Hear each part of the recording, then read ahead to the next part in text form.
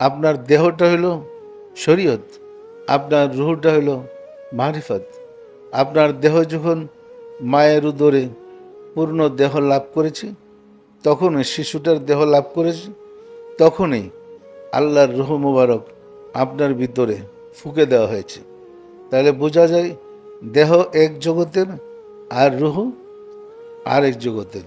দেখেন রুহুর কত দরদ আপনার জন্যে। আপনার দেহের ভিতরে রুহ প্রবেশ করার পরে আপনি হাঁটতে গিয়ে হুঁচট খেলেন, দেহ হুঁচট খেল, ব্যথা পায় রুহু। কে ব্যথা পায়? তাহলে আপনার সাথে রুহুর কি গভীর সম্পর্ক। আপনাকে একজন কটাক্ষ করে গালি দিল, কষ্ট পেলেন, ব্যথাটা পায় রুহু। মনের কষ্টটা কে পায়? যে কোনো আঘাত দেহের উপরে হয়, কষ্টটা কে পায়? রুহ পায়। কিন্তু রুহের কোনো কষ্ট আপনার দেহ তো পায় না। কি বলেন, পায় না কি? যে রুহ সার্বক্ষণ আপনার জীবন হিসেবে আপনাকে রক্ষণাবেক্ষণ করেছেন, সে রুহকে দেহের সাহায্যে পাপ কর্ম করে আমরা কষ্ট দিচ্ছি। ইহা কি অত্যাচারীর কাজ নয়? সুতরাং এই রুহুই আপনার আমার দেহের ভিতরে আমানত হিসেবে এসেছে। আবার এই রুহুই যখন বের হয়ে চলে যাবে, তখন আপনার দেহটা পড়ে থাকবে।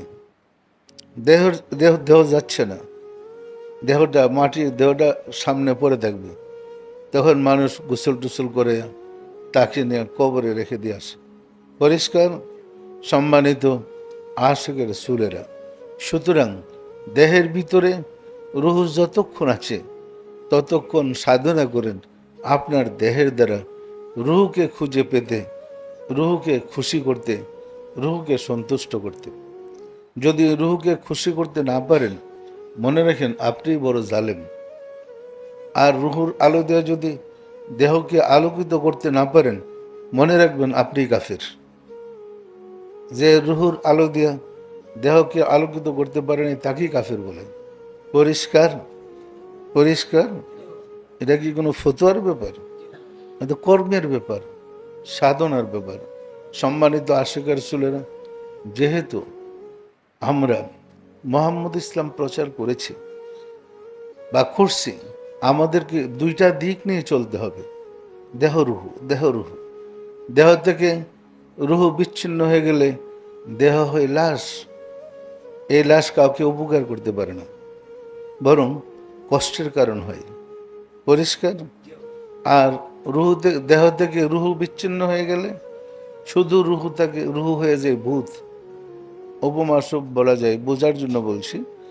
যেমন মনে করেন আপনার পিতা ইন্তেকাল করেছে, আপনারা ভাই বোন মা সহ রাত্রিভর ঘরে কান্নাকাটি করছেন, কান্নাকাটি করতেছেন।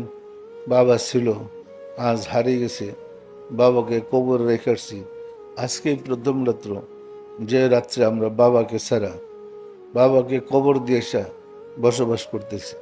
ওই কথা স্মৃতিচারণ করছে, কান্নাকাটি করতেছেন। ওই বাবার, আপনার বাবার কষ্ট লাগছে ছেলেদের কান্নাকাটি দেখে।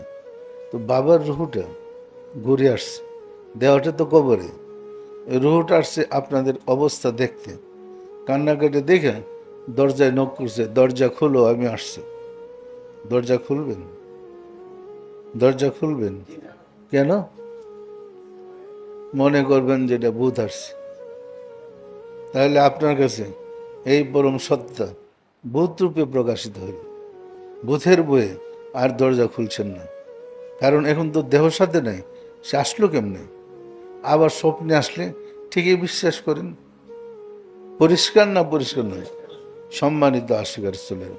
সুতরাং তাসাউফ আমাকে আপনাকে গল্প নয়, সাধনা করে অর্জন করতে হবে। গল্প করে তাসাউফ শেখা যায় না। পরিষ্কার? সাধনা করে, মোরাকাবা করে তাসাউফ শিখতে হয়।